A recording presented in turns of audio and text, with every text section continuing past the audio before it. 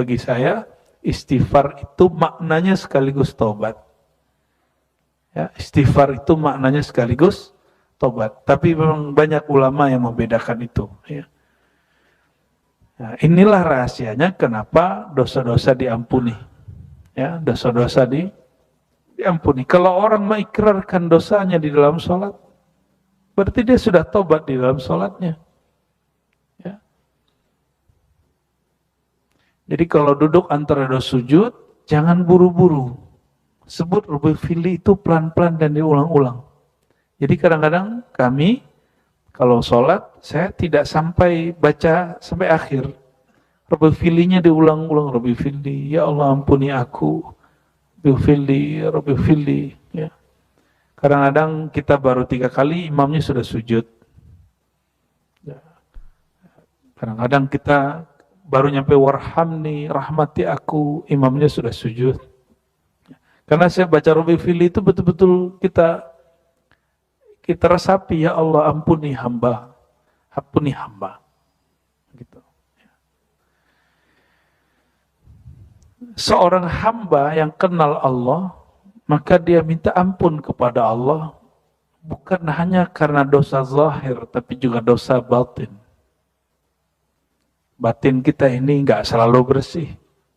Maka ulang Rabbi Fili pertama dosa yang zahir, Rabbi Fili kedua dosa yang batin, Rabbi Fili ketiga dosa yang disadari dan tidak disadari.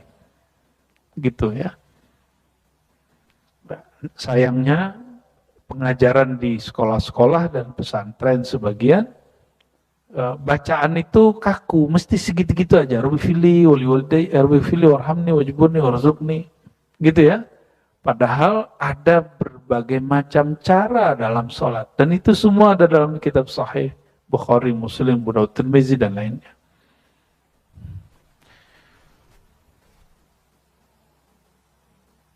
As-salawatul khams wal jum'ah ilal jum'ah wa Ramadan la Ramadan kafaratun lima bainahunna ma lam tukhshal kabair. Ya. Beliau memakai hadis riwayat Imam Tirmizi dan Muslim. Salawat ke salat, Jumat ke Jumat, Ramadan ke Ramadan, kafarah, menjadi penebus. Kafarah, apa arti kafarah? Penebus. Kafarat, kita sering nyebutnya kafarat. Antara dua waktu itu, antara misalnya kita tadi zuhur sampai nanti tadi subuh sampai ke zuhur, pasti ada maksiat hari ini. Betul? Maksiat lisan kah, maksiat hati. Nah, nanti Allah hapus tanpa perlu bertobat. Nah, maka kalau yang dia ikrarkan, ya Allah ampuni aku dari dosa apa begitu, itu namanya tobat. Ya, dan kita berniat untuk tidak mengulangi kembali. Ya, malam tukhshal kabair, selama dia tidak melakukan dosa besar. Dosa besar mesti dengan ikrar taubat. Ya, mesti dengan ikrar taubat. Ya. Ini luar biasa nih, bocil-bocil juga ikut. Ya. Cuma si bocil itu main handphone. Ya nggak apa-apa ya. Yang penting dia ikut ngaji. Biar di alam bawah sadarnya ada pengajian. Saya dulu seperti itu. Saya kalau dulu ngaji sama bapak saya dibawa, habis itu saya tidur. Tapi saya tidur dalam memandang sang guru yang mengajar. Kita lihat ketiduran gitu. Yang gede aja ketiduran, ini baru tidur 1,5 jam soalnya. Alhamdulillah. Inna lillahi malakan. Ada sebuah hadis riwayat Imam Tabarani, hadisnya Hasan ya. Allah memiliki malaikat yunadi inda kulli salah, yang dia berseru dan dia berkalam setiap kali jam sholat. Berarti kalau 5 waktu 5 kali. Apa kata dia? Kata malaikat, ya bani Adam, wahai manusia, kumu ila niranikum allati awqadtumuha fa'atfihuha. bangunlah kalian, segeralah kalian datang kepada kesalahan-kesalahan api neraka yang kalian hidupkan, nyalakan, fa'atfiuha, lalu padamkanlah dia dengan sholat. Ya. Jadi ini perkataan malaikat. Perkataan malaikat. Kumu, berdirilah kamu ila niranikum, kepada nerakamu yang kamu telah nyalakan. Neraka di situ dosa. Ya. Nerakanya pemaksiat itu mulai terasa dengan gelisah. Maka tidak ada orang yang bermaksiat merasakan nyaman. Dia senang merasakan kenikmatan syahwat, tapi batin dia sebenarnya gelisah. Koruptor itu senang ngambil duit, tapi batin dia gelisah nggak? Gelisah. Dan maksiat paling ringan adalah lalai kepada Allah. Dan orang yang lalai kepada Allah pasti gelisah, walaupun sholatnya banyak. Ya, tapi lumayan, dia masih sholat. Ya.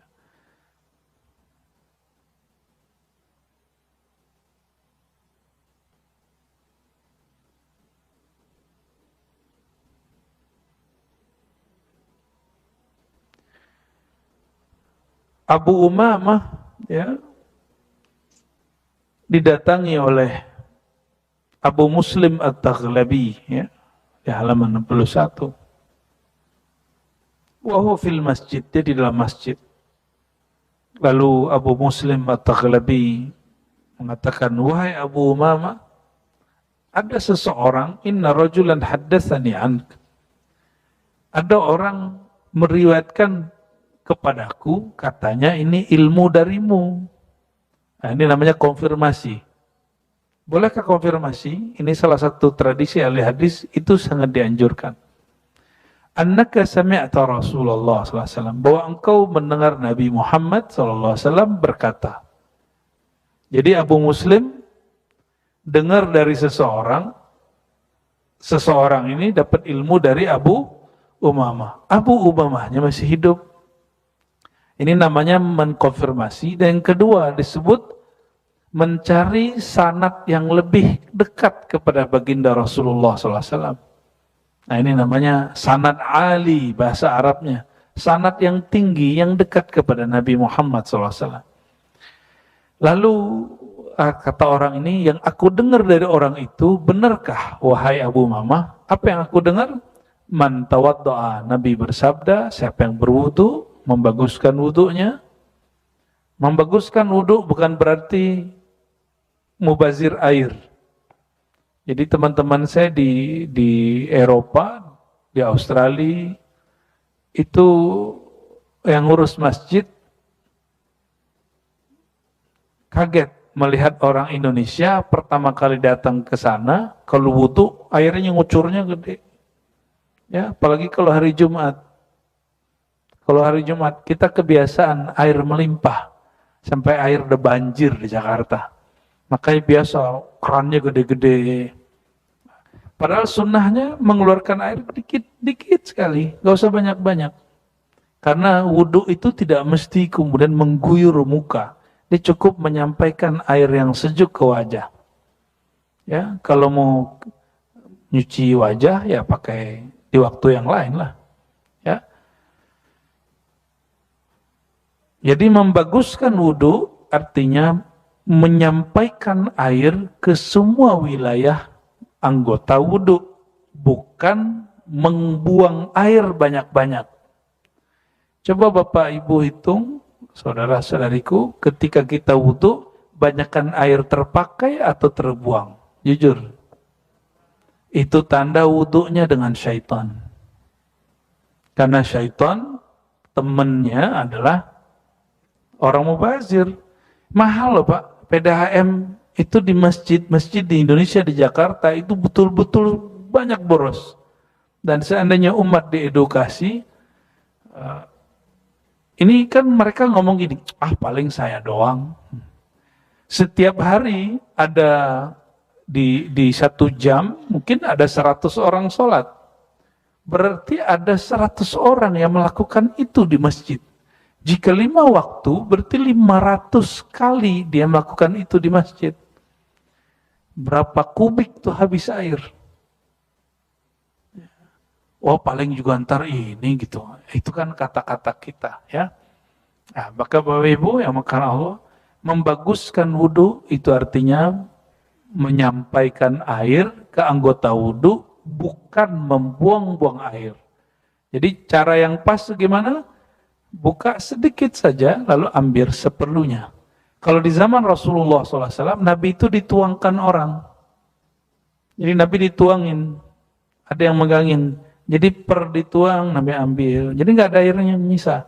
Itu sisa yang Nabi pegang itu ada ngucur sedikit ditampung lagi sama sahabat.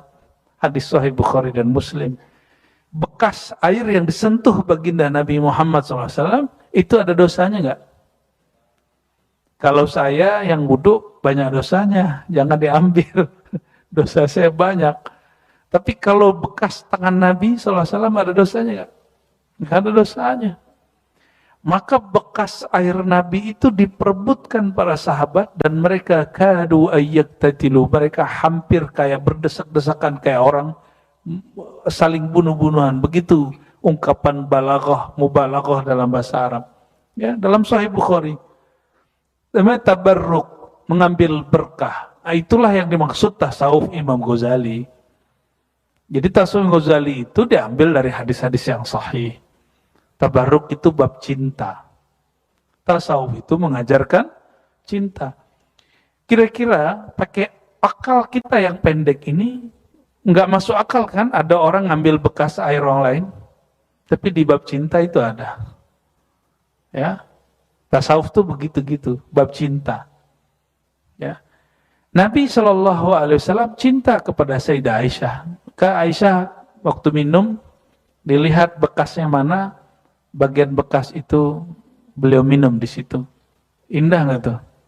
Ya, jangan pikirin bau jigong kan ya. Ini bab cinta ya. Sayyidah Aisyah itu harum. Maka Sayyidah Aisyah setiap kali Nabi mau pulang, beliau ada kesturi khusus yang boleh kena kulit. Jadi dia ada kain basah. Dia tempelkan lalu diginin ke wajahnya.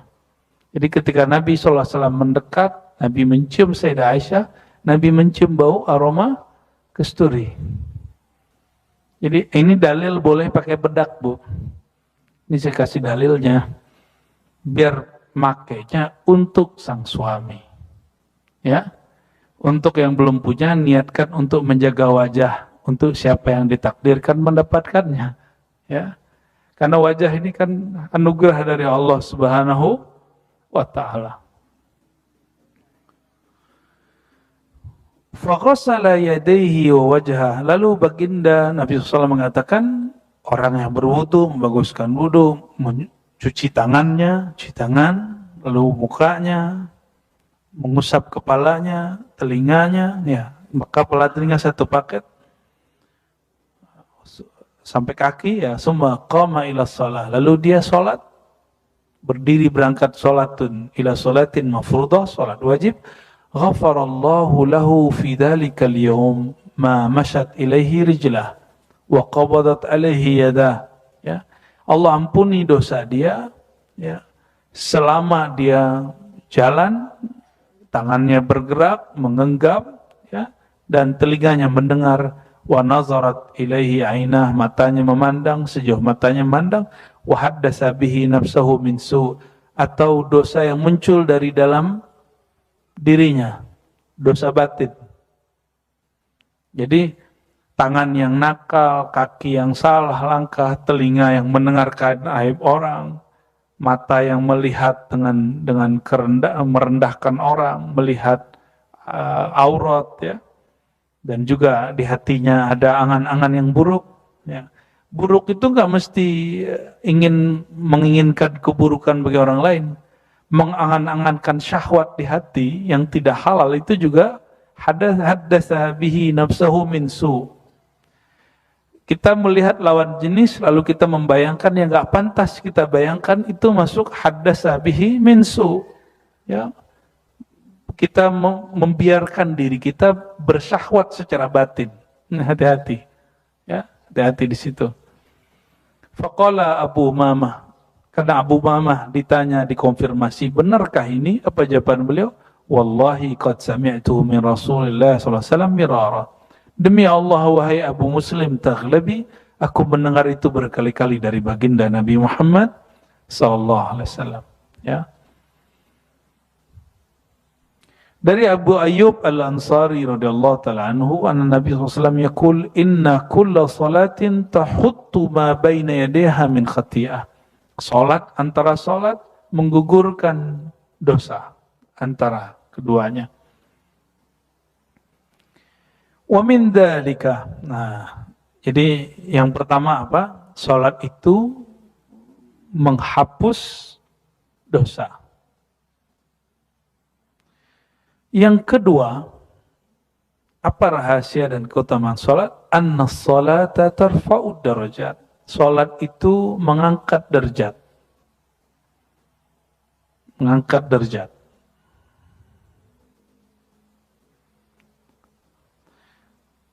Rawa Muslimun an Ma'dan ibn Abi Talha. Imam Muslim beriwayatkan dari Sayyidina Ma'dan bin Abi Talha radhiyallahu ta'ala anhu, kata beliau, laqitu Thauban maula Rasulillah sallallahu alaihi wasallam. Aku bertemu mantan budak Nabi yang Nabi merdekakan, namanya Thauban. Ini Nabi punya budak. Orang punya budak berarti Nabi itu kaya. Ya. Berkecukupan lah, tidak seperti yang diceritakan banyak orang tentang Nabi, bahwa Nabi itu miskin. Itu Imam Subki mengatakan orang begini su'ul adab kepada baginda Nabi Muhammad SAW. Bagaimana mungkin orang yang punya kendaraan paling bagus di zamannya, yang mempunyai pasangan lebih dari satu, dan bisa menafkahi semua dengan cukup, itu disebut miskin. Ya miskin itu antum. Ya. Satu doang. Ya, Pak Kiai itu miskin. Ya. Orang Arab itu sering ngomong gitu, miskin, kasihan nih loh. Jadi miskin itu bisa diartikan kasihan gitu. Saya dulu waktu belum nikah, guru saya Syekh Taufik bilang, lam tatazawwaj? La ya Sayyidi. Apa katanya? Ente belum nikah. Waktu itu umur saya baru 20 tahun. Ya, belum, wahai Tuan Syekh. Miskin, kata. Ente miskin. Ya. Ya, baru 20 tahun nikah. Ya. Nanti pernikahan dini lagi ya. Laqitu Thauban, aku bertemu mantan budak Nabi Muhammad SAW yang beliau merdekakan. Jadi Nabi punya budak, budaknya nggak jadi budak, Pak. Jadi guru. Gimana tuh? Nabi punya budak, budaknya jadi guru besar. Sekelas Ma'dan bin Abi Talha berguru kepada Thauban. Jadi guru. Jadi Nabi budaknya nggak diperbudak. Apalagi istrinya.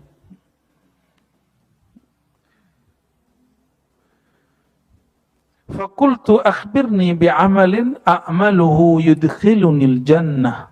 Ya. Yudkhiluni Allahu bihi al-jannata. Kabarkanlah, ajarilah aku satu amalan. Nah, ini minta belajar nih sama mantan budak. Wahai Tuan Thauban, ajarkan aku amalan yang menghantarkan aku masuk surga. Jadi Allah memasukkan aku bihi dengan amal itu al-jannah, surga. Lalu Thauban mengatakan, akhbarani, ini masih kalam dia ya, akhbirni bi ahbil amalillah. Atau ada satu riwayat, Ibnu Abi Talha bertanya, kabari aku amalan yang paling disukai Allah. Nah, pertanyaan mana yang paling disuka? Pertama apa kedua? Hei Thauban, ajarkan aku amalan yang membuat aku masuk surga. Atau yang kedua, wahai Thauban, ajari aku amalan yang membuat Allah cinta kepadaku. Yang paling dicintai Allah. Mana yang lebih disuka pertanyaannya? Kedua, wah berhasil ngajinya udah. Berhasil ngajinya kayak. Ya. Kalau surga itu bisa maknanya bisa ambigu, bisa surga syahwat, bisa surga memandang Allah. Tapi kalau cinta itu sudah surga memandang Allah Subhanahu. Apa kalau cinta itu sudah surga ru'yah. Karena cinta, orang cinta itu surganya hanya ketemu. Orang-orang yang beramal karena cinta kepada Allah, mencari cinta Allah, a'tini mahabbataka. Berikanlah aku cinta engkau ya Allah. Maka orang ini akan diberikan hadiah surga jannatu ar-ru'yah. Surga memandang, bertemu Allah Subhanahu wa ta'ala. Bapak Ibu, pengen ketemu gak dengan orang yang kita suka? Apakah itu pasangan, guru, atau teman? Benar gak? Benar ya? Kita kadang-kadang datang jauh-jauh ke kota mana, hanya ingin ketemu seorang guru yang kita suka. Atau kita datang ke satu kampung, hanya ingin ketemu teman yang dulu kita suka. Jadi, suka itu menumbuhkan rindu. Penawar rindu itulah sholat.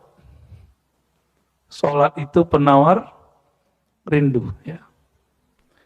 Maka beberapa ulama kalau sholat dia bisa nangis. Itu nangis rindu. Nangis rindu.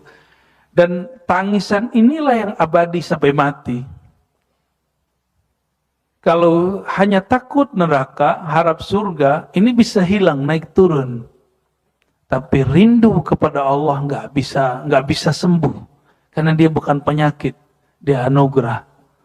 Ya, kullu syauqin maradun illa syauq ila Nabi sallallahu alaihi wasallam. Semua rindu itu penyakit kecuali rindu kepada baginda Nabi Muhammad sallallahu alaihi wasallam. Apalagi rindu kepada Rabbi Muhammadin sallallahu alaihi wasallam, rindu kepada Tuhannya Sayyidina Muhammad sallallahu alaihi wasallam. Maka belajar rindulah dengan berselawat. Belajar rindulah kepada Allah dengan sholat. Yakin nggak sholatnya diterima itu?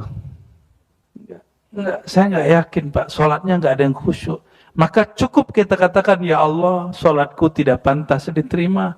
Tapi aku sedang belajar merindui Engkau di dalam sholat. Belajar mencintai Engkau dalam sholat. Jadi sholat itu latihan sebenarnya. Semoga sebelum meninggal, walaupun satu kali sholat kita diterima, Allah itu cukup selama-lamanya. Jadi sekali saja sholat kita diterima cukup Pak, selama-lamanya. Ya.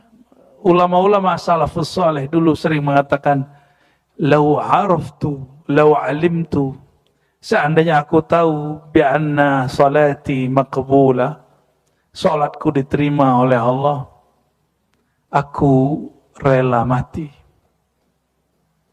Aku rela berpulang ke hadirat Allah Subhanahu wa ta'ala. Berarti udah siap ketemu Allah. Karena orang mengira kalau mati langsung ketemu Allah. Enak bener. Emang mati langsung ketemu Allah? Ketemu mungkar nakir dulu bro. Ketemu mungkar nakir dulu. Mungkin digampar-gampar dulu sama dia. Ya. Kita masuk imigrasi aja ketakutan. Gimana masuk imigrasi alam barzakh? Ya, benar nggak? Masuk imigrasi aja repot. Seorang syekh dari Mesir, itu ahli thariqah, ahli zikir, ahli hadis, dan dokter. Apa kata beliau? Tempat yang paling menakutkan di dunia adalah imigrasi. Dia ngomong begitu. Padahal itu ahli zikir tuh. Saya nggak usah sebut nama syekhnya. Jadi pertanyaan mana yang paling bagus? Yang paling disuka? Yang pertama, kedua? Yang pertama boleh disuka tapi dengan makna surga ru'yat, surga memandang ya.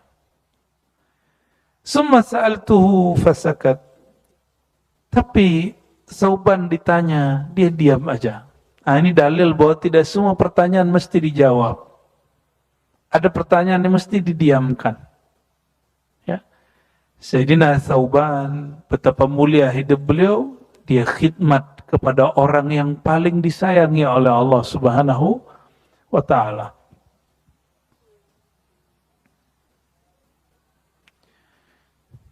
Ditanya lagi yang kedua kali, dia masih diam. Yang ketiga kali, barulah dia jawab. Sa'altu dzalika Rasulullah sallallahu alaihi wasallam. Ya, ternyata Sauban ini kalau ditanya tentang sesuatu yang berkaitan dengan Nabi, dia mau nangis, Pak. Dia rindu kepada Nabi Muhammad SAW. Maka dia ditanya begitu, dia diam. Dia langsung melihat Nabi seakan-akan nurnya ada di depan.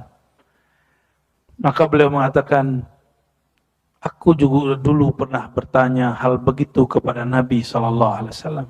Ternyata ini salah satu amal rahasianya Sauban. Amalan ini dilakukan banyak orang, tapi kesadaran beramalnya tidak banyak sahabat yang diberitahu. Sauban kemudian mengatakan, wahai saudaraku, Ma'dan, aku dulu juga bertanya hal ini kepada baginda Nabi Muhammad SAW. Lalu beliau menjawab. Apa pertanyaan tadi? Apakah amalan yang paling dicintai oleh Allah? Ya. Jawabannya apa? Alaika bikasratis sujud. Hendaklah engkau banyak-banyak sujud. Fa innaka la tasjudu lillahi sajdah. Tidaklah kamu sujud sekali saja illa rafa'akallahu biha darajah. Melainkan Allah angkat satu derajatmu. Wa hatta biha anka khati'ah. Lalu Allah gugurkan kesalahanmu. Masih ingat iblis dipecat dari keimaman surga karena dia tidak mau sujud. Maka yang sujud itu tetap bertugas sampai hari ini, berkhidmat untuk Bani Adam. Jadi Bapak Ibu, surga yang dulu Nabi Adam di sana, malaikat di sana, itu berlanjut sekarang urusannya di dunia. Malaikat dulu sujud ke Nabi Adam, maka hari ini siapapun yang mengamalkan amanahnya, tugas-tugas kemanusiaannya, malaikat akan respect kepada dia. Malaikat akan bantu dia. Itulah sujudnya malaikat kepada Bani Adam.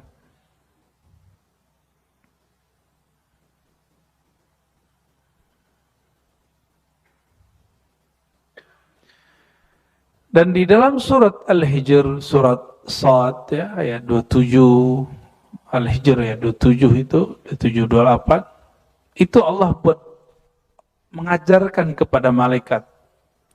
Ya, wa iz qulna lil malaikati, ingatlah ketika kami, atau wa iz qala rabbuka lil malaika, ingatlah ketika Allah mengajari malaikat. Apa yang diajari Allah? Tentang hakikat manusia. Jadi malaikat diajarkan yang disebut ma'rifatul insan. Ma'rifat tentang rahasia manusia. Jadi kita ini punya rahasia. Disebutkan itu rahasianya dua. Pertama, penciptaan tubuh zahir manusia dari tanah, lalu batin manusia dari ruh. Berasal dari ruh. Nah, ini saya mesti luruskan Bapak Ibu. Ini banyak orang salah menerjemah kalam ini. Ada satu kalimat ulama kita secara sirriyah mendapat ilham. Allah berkalam. Al-insan sirri wa ana sirruhu. Ya. Al-insan, coba perhatikan. Allah tidak mengatakan aku adalah insan. Ya kan? Allah tidak mengatakan aku adalah insan. Allah mengatakan dalam kalam ilham itu, Manusia adalah rahasia sirku, dan sirku adalah manusia. Perhatiin, Allah tidak berkalam manusia itu aku itu manusia, enggak. Hari ini muncul orang mengajarkan ma'rifat bahwa al-insan itu Allah. Itu keliru besar. Itu kekeliruan dalam kajian ma'rifatullah. Allah berkalam aku, sirnya manusia, rahasianya manusia. Bukan berarti aku manusia. Manusia itu rahasia aku. Ini secara makna. Dan perlu tahu ini bukan ayat, bukan hadis. Ini cuma ilham para ulama. Ilhamnya Syekh Abdul Qadir Jilani. Ya. Jadi jangan salah paham. Banyak hari ini orang mengatakan hakikat insanku adalah Allah. Udah jadi Allah aja tuh. Nabi Muhammad SAW sudah diangkat Mi'raj ke Aras, jadi Allah enggak? Apakah beliau mengatakan rahasiaku adalah Allah? Aku adalah Allah, ada enggak begitu? Enggak pernah. Kalimat sir dalam bahasa Arab itu indikator pasangannya makrifat. Jadi kalimat ana al-insan sirri. Insan itu sir, rahasiaku. Nah, kata rahasia itu diterjemah makrifat. Jadi pasangannya sir apa? Ma'rifat, bukan zat. Gitu ya.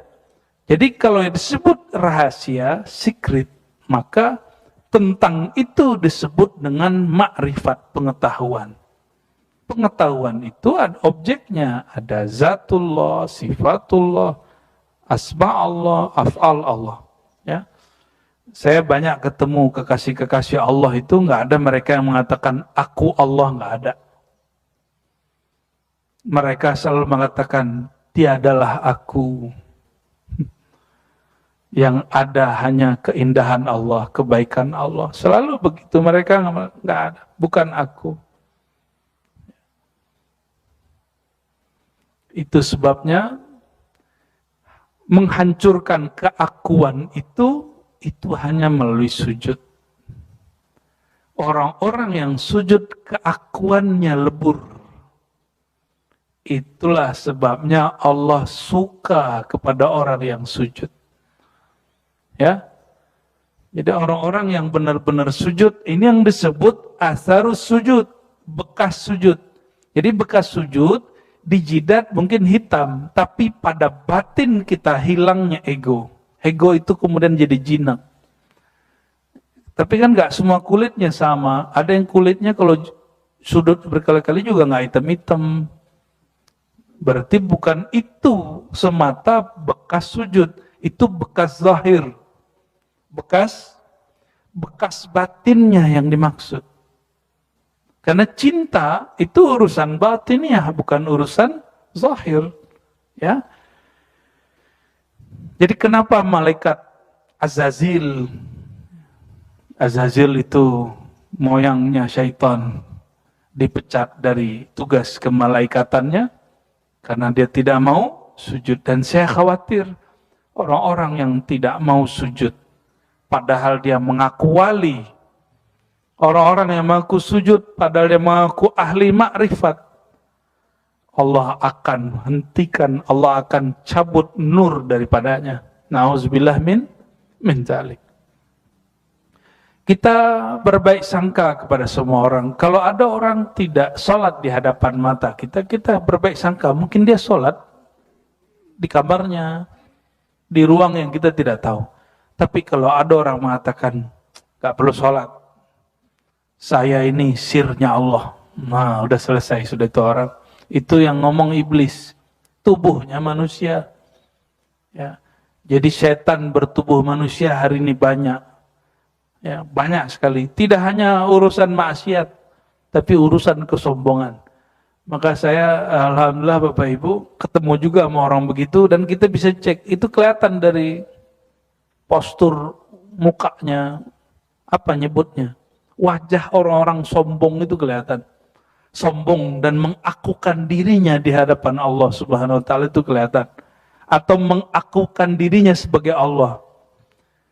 Itu kegelapan kolbunya itu membayang ke wajahnya. Nggak tahu Bapak Ibu ngerasain begitu atau enggak.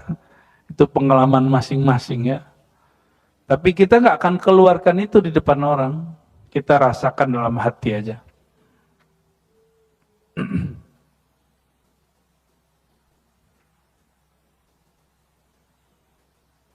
Hadis berikutnya sama, Ubadah bin Samit. Ya. Nah, kita masuk ke halaman 62. Bismillahirrahmanirrahim. Anna salata khairu mawdu'in syara'ahu Allah tabaraka wa ta'ala. Sesungguhnya salat itu sebaik-baik ketetapan yang Allah syariatkan. Ya, maudhu'.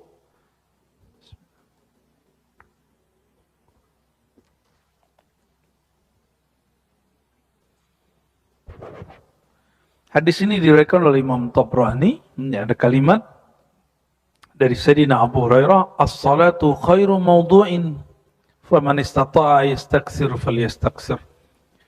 Maudhu' bisa diartikan wadah, tempat, atau bisa diartikan masbut, sesuatu yang ditetapkan. Salat itu sebaik-baik ketetapan yang Allah tetapkan bagi hamba, maka siapa yang sanggup perbanyaklah ya.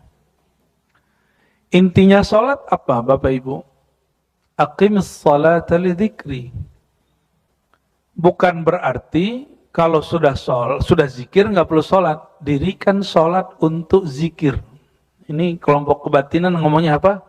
Saya kan sudah zikir, ngapain salat? Nah, ini versi kedua nih. Kalau tadi versi keakuan, sekarang versi zikir eling.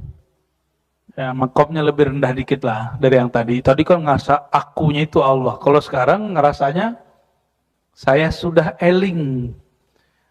Dirikanlah sholat untuk mengingat aku. Kan udah sampai di mengingat aku. Ngapain lagi sholat?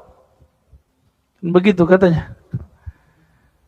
Yang mengingat itu batiniah kita. Tubuh ini perlu dia sujud. Jadi kalau sayang kepada tubuh ini, sujudlah. Tubuh ini makanan dia sujud. Nah, dalam batin itu merasakan menyembah yang kita sujud. Tadi kisah di surah Al-Hijr. Allah buat pengumuman kepada malaikat, hai malaikat, si manusia itu diciptakan dari tanah, tapi ruhnya dari hembusanku. Faqa'u lahu sajidin. Ketika malaikat tahu hakikat insan itu hembusan Allah, baru mereka sujud. Mereka langsung sujud. Oleh karena itu, baginda Nabi Muhammad SAW mengatakan, sholatlah kamu seperti engkau melihat aku sholat. Jadi sejauh apa seseorang kenal Nabi Muhammad SAW, sejauh itu dia nanti akan mampu sering-sering sujud kepada Allah Subhanahu Wa Taala. Maka sujud kita tidak diterima kecuali mengikuti sujud baginda Nabi Muhammad sallallahu alaihi wasallam ya. Nah, maka kembali kepada ini kekhususan umat Sayyidina Muhammad sallallahu alaihi wasallam. Ada orang sujud tapi dia nggak sholat diawali takbir sampai salam. Masuk nggak tuh? Sujud aja. Masuk nggak? Oh, berarti dia cuma ngambil amal hakikat, tapi nggak mau bersyariat, nggak masuk juga. Mengamalkan syariat itu pertanda kita meleburkan keegoan diri ini pada syariat Nabi Muhammad SAW.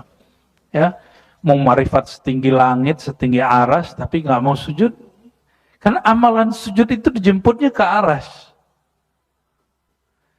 Dulu saya mengira Nabi SAW mengajarkan sholat itu oleh setelah melihat malaikat sholat sujud, ada sujud ruku di langit. Tapi setelah mengerti ma'rifat mi'raj, ternyata sholat itu bukanlah Nabi meniru malaikat. Tapi malaikat meniru sang Nabi Muhammad sallallahu alaihi wasallam. Gitu. Ya. Malaikat menirukan Nabi Muhammad sallallahu alaihi wasallam. Jadi ketika Nabi mengatakan tadi, sholatlah kamu seperti kamu melihat aku sholat. Nabi tidak hanya berkalam kepada manusia, Nabi juga berkalam kepada malaikat dan jin. Ya.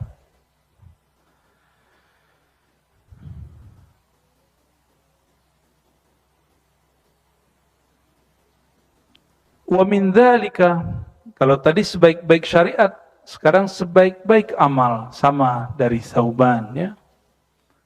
Wa'lamu anna khaira amalikum shalah.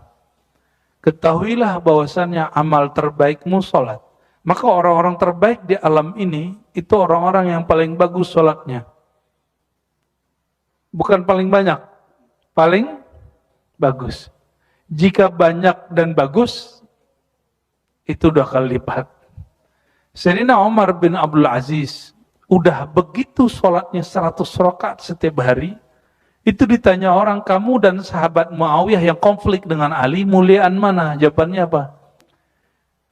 Jangankan si Muawiyah, debu yang nempel di Muawiyah itu lebih mulia dari aku, Umar bin Aziz. Yang sholatnya berapa tadi? 100 rakaat setiap hari. Kenapa? Muawiyah walaupun hanya 2,5 tahun ketemu baginda, tapi dia pernah bertemu baginda Nabi Muhammad SAW, dan itu cukup. Adapun konflik politik wajar. Sekelas sahabat Sayyidina Ali, Sayyidina Umar, itu konflik politik, Pak. Jadi kutubnya Sayyidina Umar itu nggak sama dengan kutub Sayyidina Ali. Orang-orang yang dijamin masuk surga ini, politik mereka beda. Masa kita yang belum tentu dijamin masuk surga ini nggak boleh beda? Ya. Oh ini hasil kesepakatan ulama. Lah itu kan ulama kamu. Ulama yang ono belum tentu. Ya kan? Belum tentu kan? Jadi tolong Bapak Ibu, urusan politik itu tidak merusak ma'rifat sholat kita. Ya. Amin ya rabbal alamin. Wala yuhafizu 'alal wudu'i illa mu'min. Ciri-ciri indikator seseorang itu mukmin yang baik, dia selalu menjaga wudu. La yuhafiz 'alal wudu, tidaklah menjaga wudu kecuali mukmin. Nah, mulai latihan jaga wudu. Tapi dengan syarat tadi, wudunya jangan berlebihan. Dan ada cara wudu yang mudah. Bapak Ibu ini kan kadang malas wudu lagi karena harus copot sepatu. Betul nggak? Enggak. Kalau kita berangkat sudah pakai kaos kaki, pakai sepatu, nanti batal wudu, cukup diusap sedikit kepala, bukan diguyur, nanti sepatunya bau. Ambil air dikit diusap aja. Ya, jadi wudu atas seperti biasa, ketika di kaki tidak disiram, cukup di al-mashu alal khuf. Ya. Dulu disebut khuf karena khuf itu dia rapat. Nah, sekarang ya dikiaskanlah dengan sepatu yang ada sekarang. Bagian berikut. Ini bagian terakhir barangkali ya di pagi ini. Anna as-salata shifa'un lil arwah wal ashbah. Salat itu obat bagi ruh dan tubuh.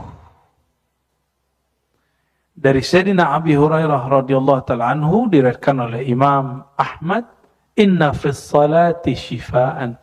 Sesungguhnya di dalam salat itu ada obat. Jadi kalau mau berobat, sakit badan, salat dulu. Sembuhkan dulu konsep batiniahnya, baru nanti salat. Karena banyak sekali orang sakit bukan karena faktor luar, tapi karena faktor di dalam dirinya. Ya. Jadi saya sampai hari ini melihat, kok saya masih ada sakit di badan saya. Saya masih bertanya-tanya, Pak, apa yang nggak beres dari sifat saya atau cara berpikir saya di dalam diri. Jadi setiap hari saya kemudian memuhasabah itu. Mungkin misalnya punggung sakit gitu ya, apa yang pegel, kolesterol, apa, kita sering memikirkan itu, jangan-jangan ini, jangan-jangan itu. Ya, bermuhasabahnya begitu. Ya. Karena banyak sekali orang-orang yang sebenarnya penyakitnya ada di dalam dirinya, dia bisa sembuhkan dengan merubah konsep itu, tapi dia buru-buru berobat keluar. Akhirnya ketergantungan dengan obat dari luar. Dia lupa ada penyembuh di dalam dirinya. Ya. Jadi mulai sekarang, nah ini amalannya Said Muhammad. Beliau setiap kali syuruk, habis itu sholat hajat. Nah, hajat kan apa? Kesembuhan jiwa dan kesembuhan badan. Seandainya pun masih sakit, terima aja. Berarti masih ada penyakit di dalam dirinya. Ya. Dan hari ini psikolog dan dokter sudah menemukan polanya. Orang yang cemas, penyakitnya nanti di badannya apa, ya kan? Orang cemas biasanya penyakitnya ke kepala apa ke dadanya? Mana Pak Dokter? Ya, Pak Pengurus dokter juga. Ya, orang kalau cemas biasanya yang nyesek kepalanya pada dadanya. Maka orang asma itu bisa jadi biologisnya, bisa jadi emang dirinya ada masalah. Dan itu bisa disembuhkan dengan sholat. Ada seorang sahabat kehilangan sendal, masih ingat riwayatnya hadis Tirmizi, digelisah